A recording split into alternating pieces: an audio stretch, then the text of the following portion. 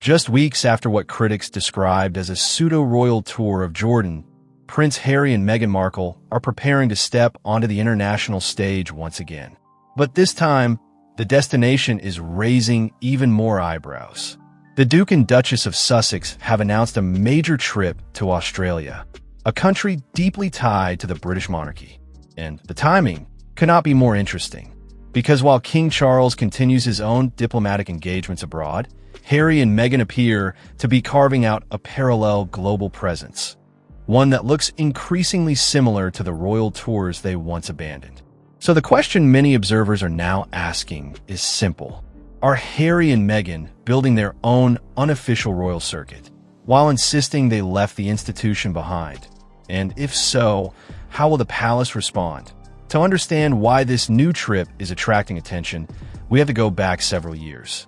In 2020, Prince Harry and Meghan Markle stepped down as senior working royals, announcing they wanted to pursue financial independence while living outside the direct control of the monarchy. The move, often referred to as Megxit, reshaped the modern royal landscape and sparked one of the biggest constitutional and cultural debates surrounding the British royal family in decades. Since then, the couple have built a new life in California through media deals, charitable projects, and the foundation they launched together, Archewell. But despite stepping away from official royal duties, Harry and Meghan have continued to appear at high-profile international events, often engaging in humanitarian or philanthropic causes that mirror the kind of work traditionally carried out by working royals. Supporters say they're simply using their platform to do good in the world. Critics, however, argue something very different. They say the couple are replicating the optics of royal tours without the responsibility or accountability that comes with representing the crown. That criticism intensified after their recent visit to Jordan. The Duke and Duchess recently spent 2 days in Jordan on what many described as a humanitarian visit. They were invited by the Director General of the World Health Organization, Dr. Tedros Adhanom Ghebreyesus, to observe efforts supporting Syrian and Palestinian refugees who have sought sanctuary in the country. During their visit, Harry and Meghan traveled to the Zaatari refugee camp near Mafraq, where they observed youth programs and interacted with Syrian children. In one moment that quickly circulated across social media, the couple joined a football kickabout with children at the camp. Meghan even scored a penalty, while Harry's shot was saved, giving her what some commentators jokingly called bragging rights. Later, the pair visited the specialty hospital in Amman, where they spoke with doctors treating medical evacuees from Gaza. At one point, Meghan was seen offering comfort to a 14-year-old girl named Maria who had suffered severe burns to her leg and foot. The following day, Harry and Meghan visited the headquarters of World Central Kitchen, the humanitarian organization that coordinates the delivery of massive quantities of hot meals to people in crisis zones. It is one of the earliest charitable partnerships connected to the Sussex's Archewell Foundation. The British ambassador to Jordan publicly thanked the couple for traveling to the region, calling their support for humanitarian efforts enormously appreciated. But almost immediately after that visit ended, another announcement followed. Harry and Meghan confirmed they will soon travel to Australia, where they plan to take part in a series of private, business, and philanthropic engagements in both Sydney and Melbourne. A spokesperson for the couple stated that further details will be revealed in the coming weeks. What we do know is that their children Prince Archie and Princess Lilibet are not expected to join them, and rumors are already circulating about some of Meghan's planned appearances.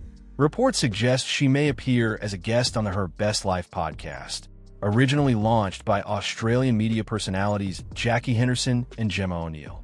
The company behind the podcast is also said to be hosting a major event where Meghan could appear as a VIP speaker, following in the footsteps of celebrity guest Gwyneth Paltrow.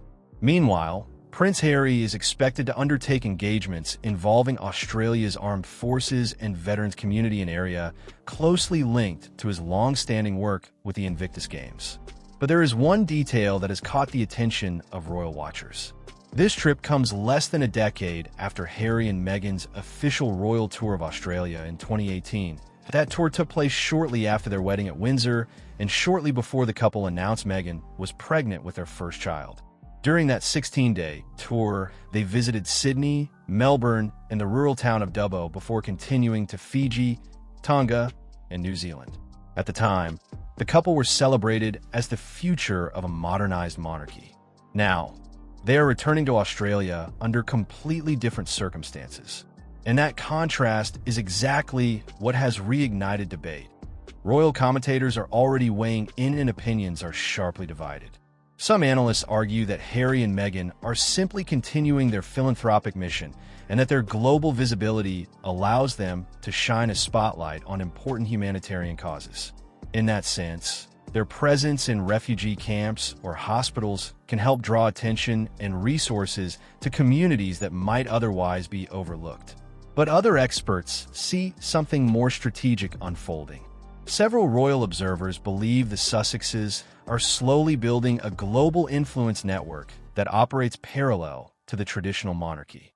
In other words, a brand that looks royal, travels like royalty, attracts media attention like royalty, but answers only to itself. For critics within the royal commentary world, the optics are difficult to ignore. They point out that international tours, charitable visits, and public speeches were once core responsibilities of working members of the royal family. Now, Harry and Meghan appear to be performing many of those same functions, just without the official royal title attached to them. That raises an uncomfortable question inside royal circles.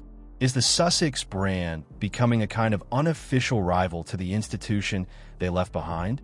And if public audiences continue to respond positively to these appearances, it could reshape how royal influence works in the modern media age. For now, the upcoming trip to Australia remains shrouded in mystery.